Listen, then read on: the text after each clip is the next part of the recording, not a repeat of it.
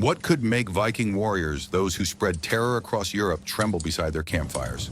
What force could turn men who once crossed seas, burned villages and conquered from Ireland to Constantinople into superstitious whisperers at the mention of a distant land?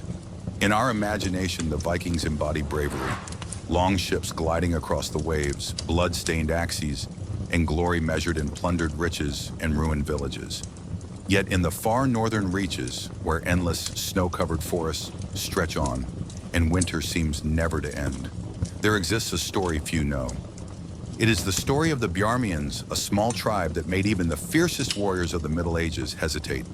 They needed no mighty fleets, no gleaming swords or spears. Their weapons were the deep forests, the ice, the darkness, and the silence of snowy nights. The Vikings called this land Bjarmaland, a hazy border between the known world and a mystical realm where imagination gave birth to tales of spirits, giants, and magic. There even the most seasoned invaders halted their advance. An ancient rune carved near Trondheim around the year 950 warned, "Beware the watchers of the White Forest. They see without being seen. They kill without warning. They are not men as we know them." This is not just a story of military conflict. It is a chronicle of clever resistance of a culture that understood nature as deeply as its own lifeblood, of how the few forced the mighty to retreat. The Bjarmians unsettled the Vikings not with arrows or sharp blades alone, but with forests, snowstorms, and strange signs that made their enemies believe they faced ghosts rather than men. And perhaps the most captivating part of it all is this paradox: the warriors who once made Europe shudder became the haunted when they dared step into the distant north. The ghosts of the White Forest, the unseen eyes in the night, the footprints vanishing into the snow. These fears shaped Viking trade routes and ambitions for centuries.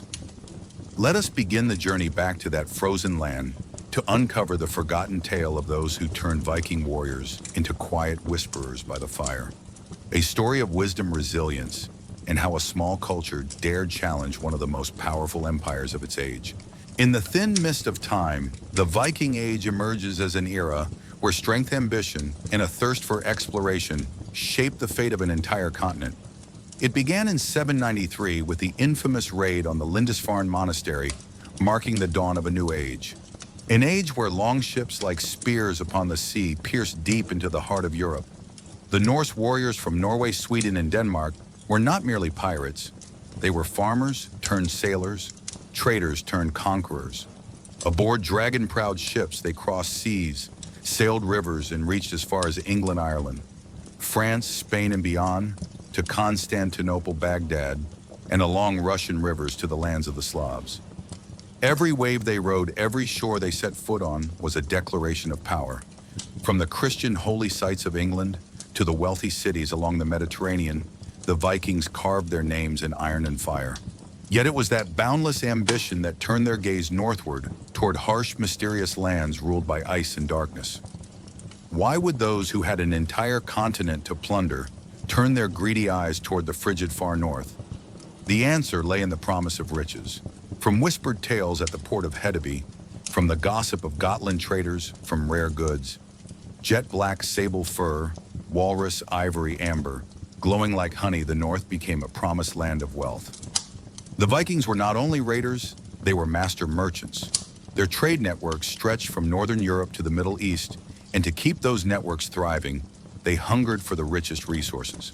Bjarmaland, a distant land they heard of in the tales of traders who had risked deadly snowstorms, appeared in Viking minds as a treasure chest hidden beneath ice and mystery.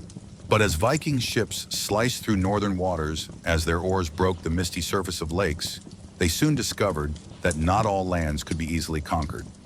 The north was no seaside monastery or unguarded fishing village. It was a natural fortress where snowstorms and dense forests stood like silent sentinels, where each branch and stretch of glacier seemed to know how to guard its secrets. Harsh geography became the first enemy of the Viking warriors. They, children of the sea, used to the rhythm of waves, salty winds, and open shores, found themselves surrounded by endless birch forests, icy tundra, where the eye met only unbroken white. Blizzards struck without warning. Frozen rivers betrayed their steps. Thick fog swallowed ships whole, leaving them lost on paths that were clear just a day before. And then from within those forests, another threat emerged: the Bjarmians. Unlike the peoples the Vikings had met in the south, the Bjarmians built no walls or armies to face invaders on open plains. Instead, they hid within the very landscape the Vikings could not tame. They were children of snow and forest, with every gust of wind, every treetop an ally. The Vikings dreamed of the north as treasure to seize, but the reality they found was a frozen labyrinth, where the ghosts of the white forest, the Bjarmians, knew every secret path, every footprint wiped clean by the night wind. Dreams of gold and furs gave way to nightmares of unseen eyes in the dark of silent steppes, noticed only when it was too late. In the biting cold and the eerie silence of the north, the Vikings realized strength does not always lie in sharp axes or sturdy shields.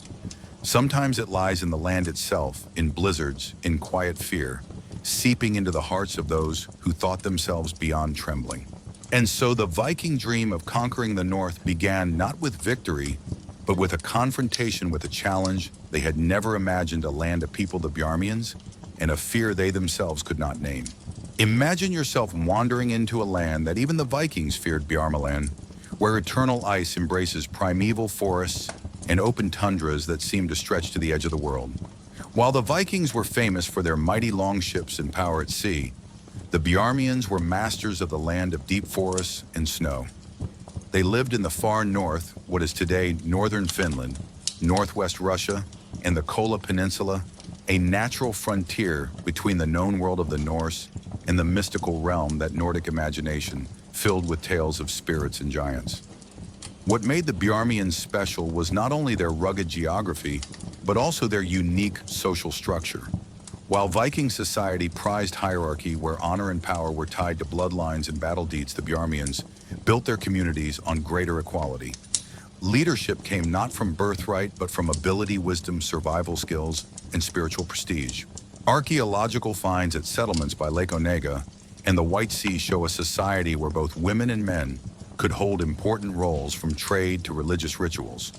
What frightened the Vikings most was the Bjarmians' extraordinary ability to adapt to the harsh environment they called home. While Norse warriors wintered in draft-proof longhouses, the Bjarmians moved through forests and frozen lands. Their feet glided over snow thanks to skis and snowshoes refined over thousands of years. An Arab merchant, Ibrahim ibn Ahmad, once described seeing Bjarmians transport goods on sleds across frozen lakes, while his Viking hosts struggled through deep snow. Their clothing was another proof of their deep knowledge of nature. It wasn't just about warmth. The Bjarmians chose reindeer fur for extreme cold, sealskin for wet conditions, and sable for lightweight insulation. Layers were arranged for easy movement and concealment. Textile and leather analysis from 10th century graves shows craftsmanship that surpassed the thick woolen garments of the Vikings. But their greatest strength wasn't in clothes or tools. It was their mastery of turning the harsh environment into a natural weapon. The Vikings, used to mild coastal climates, found themselves caught in a natural trap that the Bjarmians controlled. Deep snow slowed invaders, but became highways for native skis. Dense forests became hideouts and watch posts, while fragile ice lakes served as natural traps where enemy horses and wagons vanished. Remember the tale from 995 AD, when Thorir led 30 Viking warriors deep into Bjarmian territory in search of a trading outpost. For 3 days they marched without seeing a living soul, but the feeling of being watched made every step heavier. On the 4th morning, the sentries were killed without a sound, and the only trace left around the camp was strange marks in the snow. Only 11 returned to their ship, carrying a story that became a nightmare in Norse sagas. The Bjarmians needed no walls or fortresses. The deep forest snow and mist formed their unbreachable fortress. Every tree, every lake, every blizzard was part of the defense strategy of a people at one with nature. Through this mastery, they made the Vikings, the warriors who had terrorized Europe, halt at the edge of the northern woods, fearing what they could not see, could not understand, and could not conquer by force.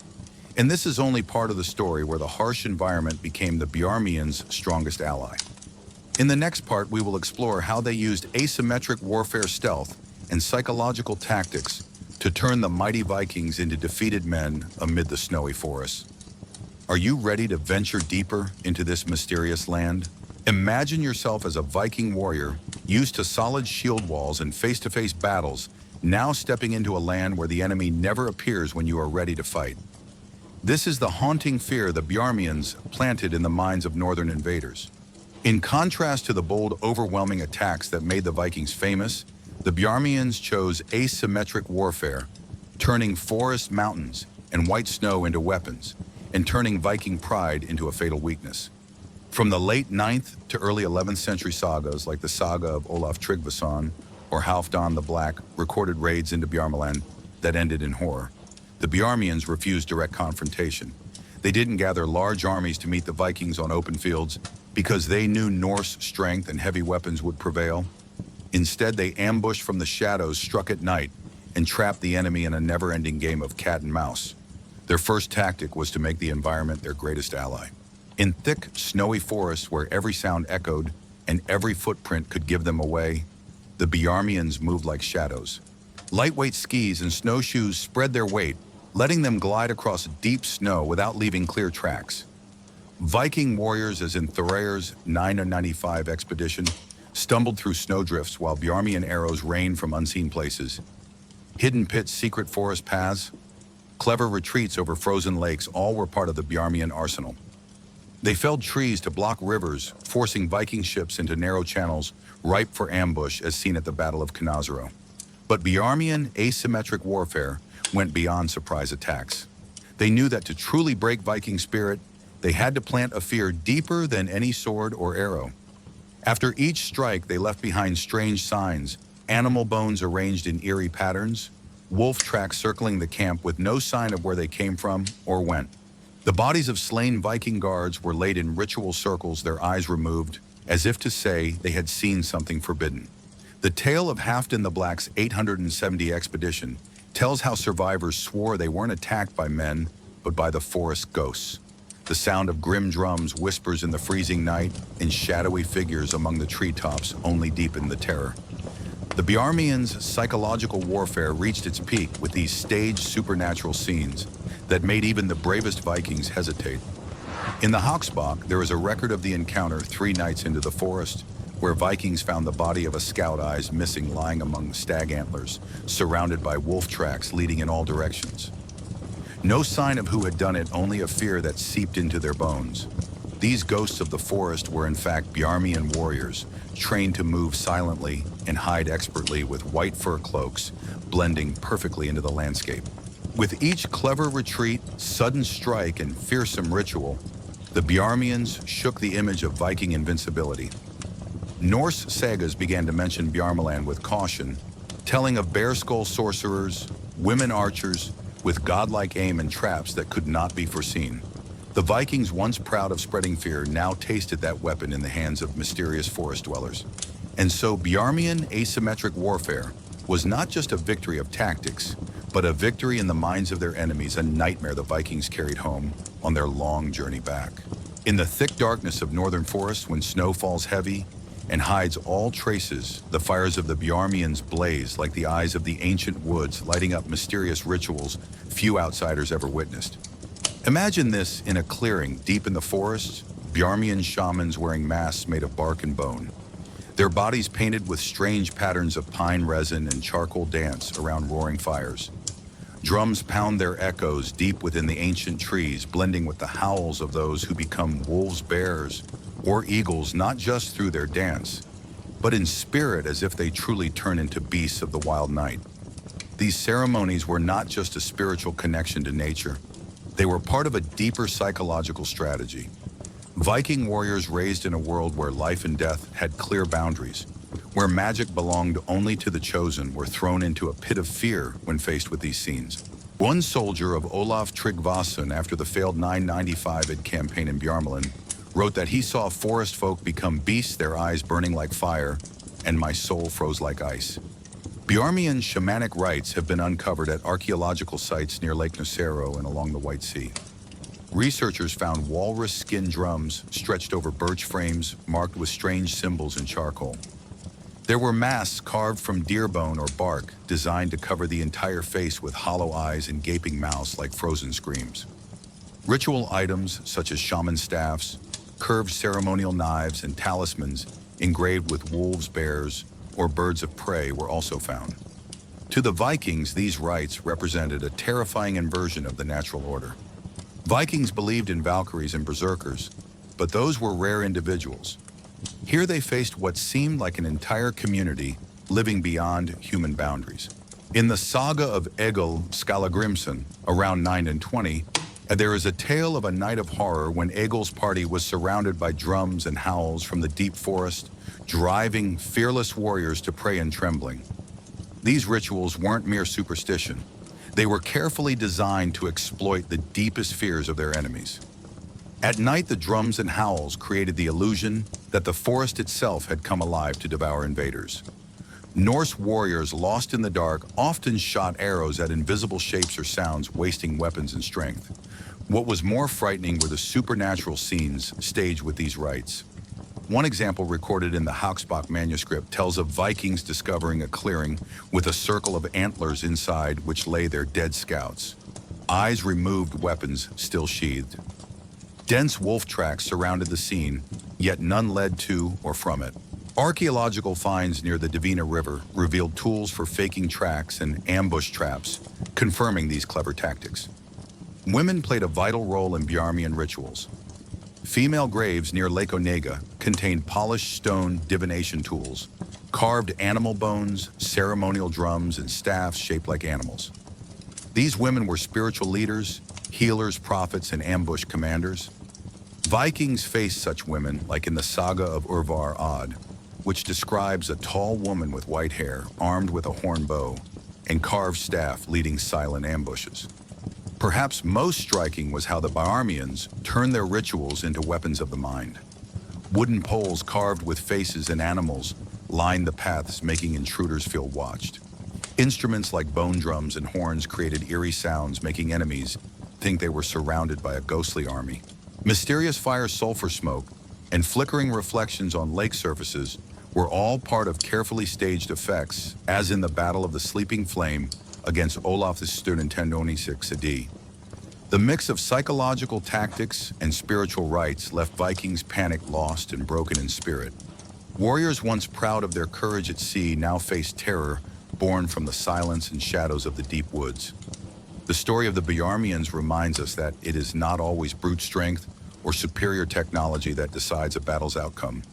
Sometimes the deepest knowledge of human fear and mind is the greatest weapon of all. Imagine in the bone-chilling cold of the north, where ice and snow cover every path, and the darkness of ancient forests makes even seasoned Viking warriors hesitate. There stand figures both feared and misunderstood by the Norse, the powerful Bjarmian women. They were not merely mothers or wives waiting behind as men went to battle as in Viking culture. They were leaders, great shamans, determined negotiators, and in many cases, warriors equal to any man.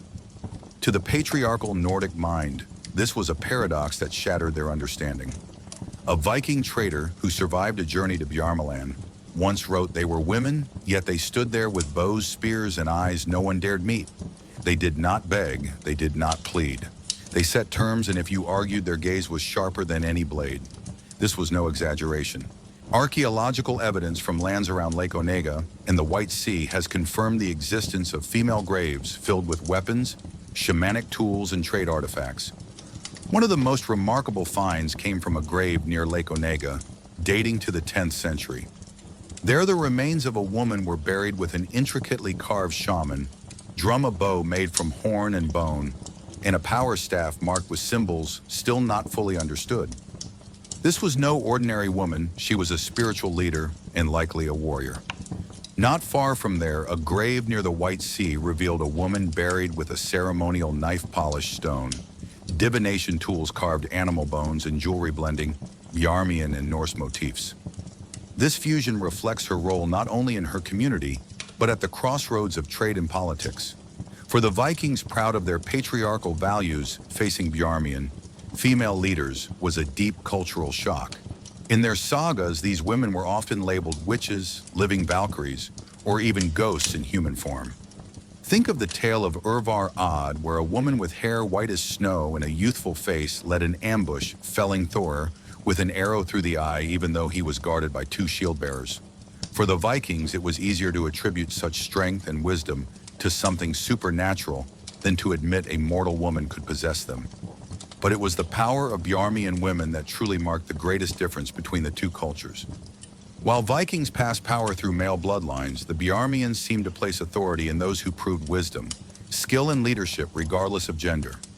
Archaeologists like Inger Håkansdottir argue that the presence of Bjarmian female leaders helped shape the later, more complex image of Valkyries in Nordic literature, warrior women who combined combat strength with spiritual might. On the ground, Bjarmian women appeared not just in war and ritual. Norwegian trade records from the 11th century describe negotiations with older Bjarmian women who bit silver to test its purity, felt fabrics with touch and smell, and bluntly refused deals when they sensed deceit. They set the terms guarding their community's wealth as fiercely as any warrior defended the land against Viking swords. The relics left behind, shaman drums, power staffs, fine bows, are not just remnants of a culture, but powerful proof of a society where women stood as equals to men. And that shook the beliefs of invaders from the south. They learned that brute force could not bend the will of women who stood with bows in the frozen forests, nor outwit the sharp minds of Bjarmian traders in winter markets. Perhaps what made Bjarmian women most terrifying to the Vikings was not the weapons they carried or the curses they were rumored to command. It was their unshakable presence. Women who did not fear swords, did not bow to foreign might, and did not accept the sideline place the Vikings expected of them. In the biting cold of the north, they became symbols of a power that even Europe's most feared warriors had to respect and fear. Imagine amid the icy landscapes of the north, where dense forests seem endless and frozen rivers wind like silver serpents under the moonlight, a strange economic dance unfolds between the Vikings and the Bjarmians. It is a dance not only of swords and spears, but of silver furs, walrus, ivory, and luxury goods, prized enough to open the treasure vaults of the Byzantine emperor or the Caliph of Baghdad. This story begins at small riverside markets where two cultures, one of sea warriors, the other of forest guardians, sought to trade without drawing weapons.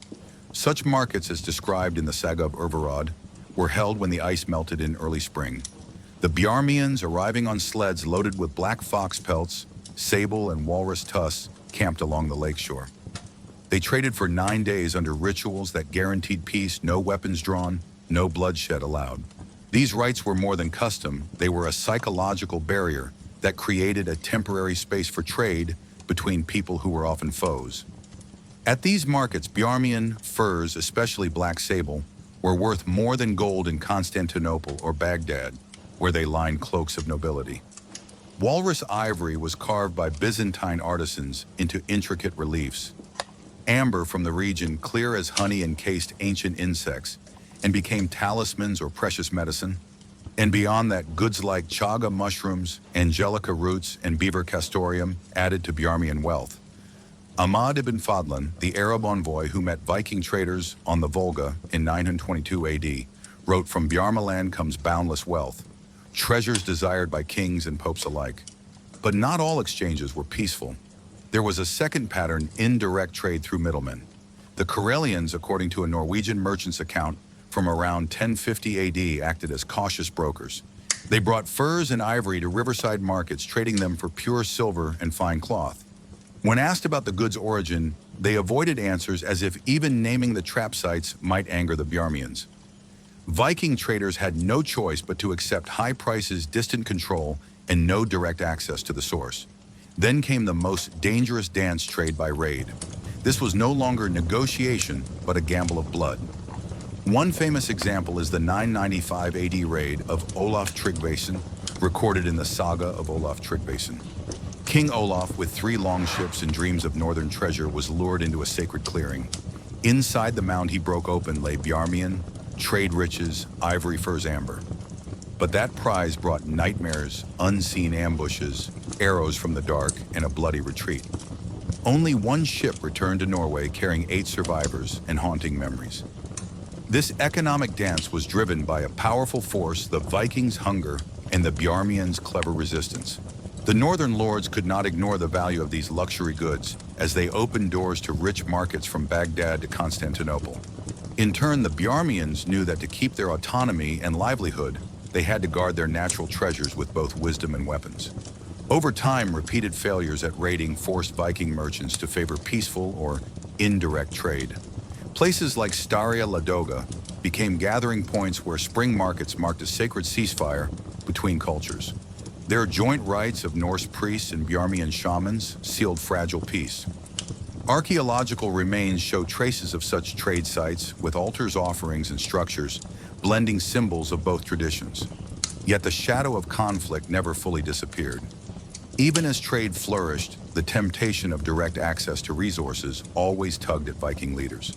The result was an economic relationship forever marked by two faces, cooperation for shared gain, and mistrust in confrontation and born of ambition. This dance created a complex bond where trade was never just about goods, but a long negotiation between greed and fear, hope and danger, partnership and the specter of war. And as new powers rose in the north, the dance stepped into a new chapter where trade politics and faith wove together to shape the fate of both peoples. There are moments in history when centuries of tension and small skirmishes suddenly give way to a grand clash, one that defines the limits of power and reshapes relationships for generations. For the Vikings and the Bjarmians, that moment arrived at the dawn of the 11th century.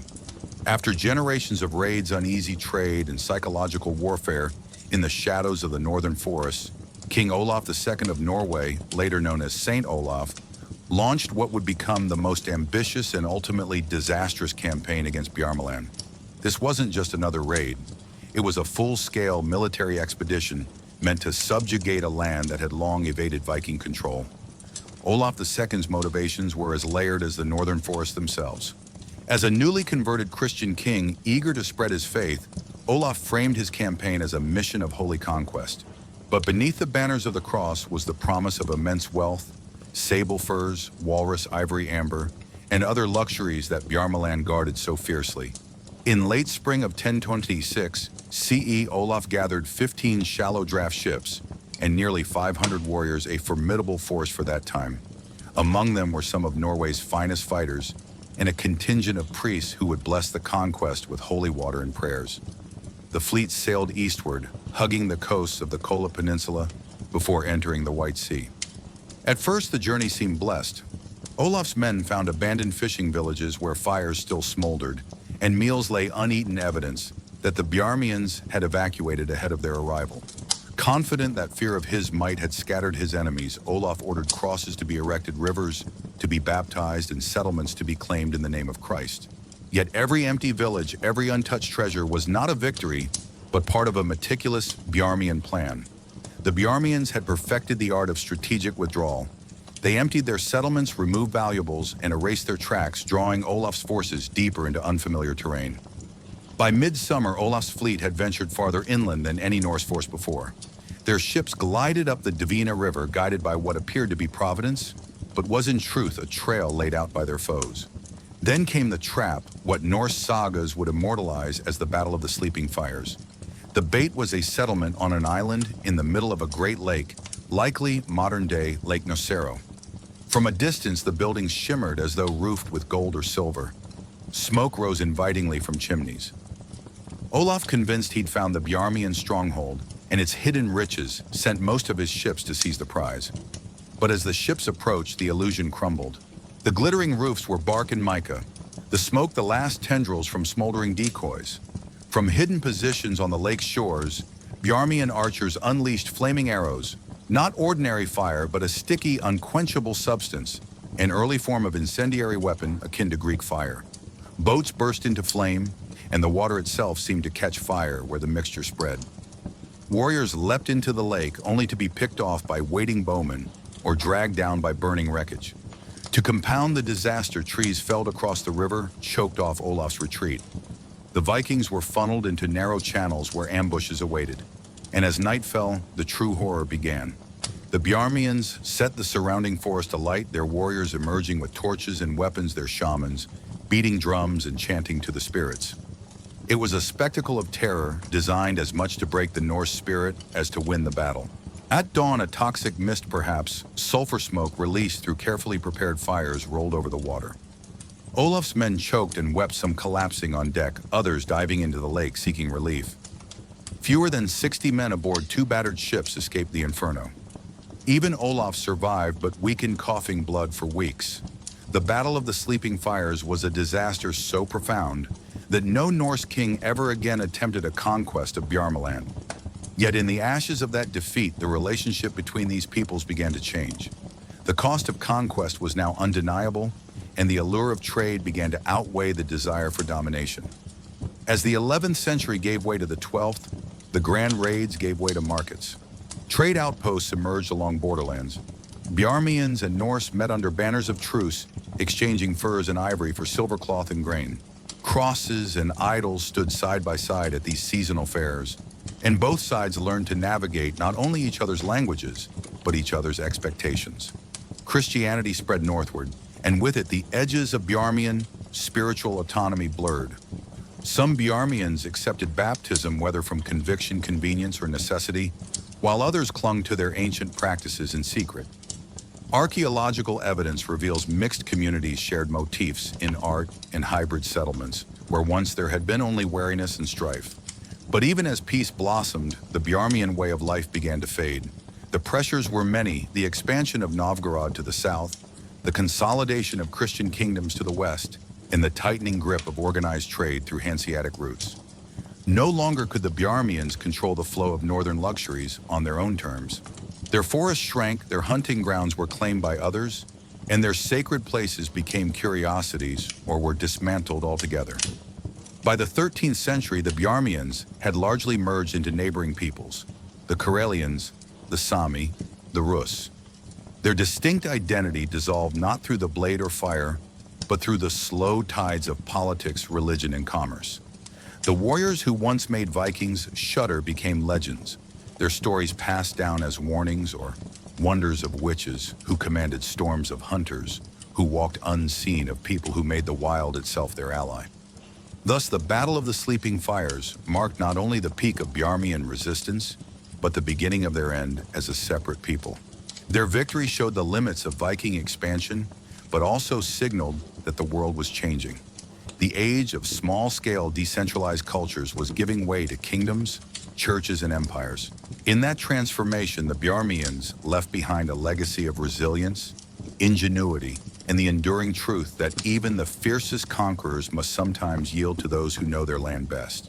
In the end, the story of the Bjarmians is not one of conquest or empire, but of quiet, determined resistance. They did not win by subjugating others or carving out vast territories. Instead, they triumphed by making the cost of domination too high, forcing even the mighty Vikings to abandon their ambitions of control. Through mastery of their unforgiving environment, clever asymmetric strategies, and an unshakable commitment to preserving their identity, the Bjarmians safeguarded their world far longer than history often remembers. Their legacy offers a profound lesson that true strength sometimes lies not in overwhelming force, but in deep knowledge, patience, and the courage to defend what matters most. The White Forest Guardians may have faded into the mists of legend, their names lost to time, but their spirit endures. They stand as a testament to how small cultures can hold their ground against great powers, not by matching might for might, but by outthinking, outlasting, and outwitting. If this journey into a forgotten chapter of history sparked your curiosity, we invite you to join us on more explorations of the past. Please consider liking this video, sharing it with fellow history enthusiasts, and subscribing to our channel. Your support helps us uncover and share the hidden stories that shaped our world. Thank you for being part of this voyage through time.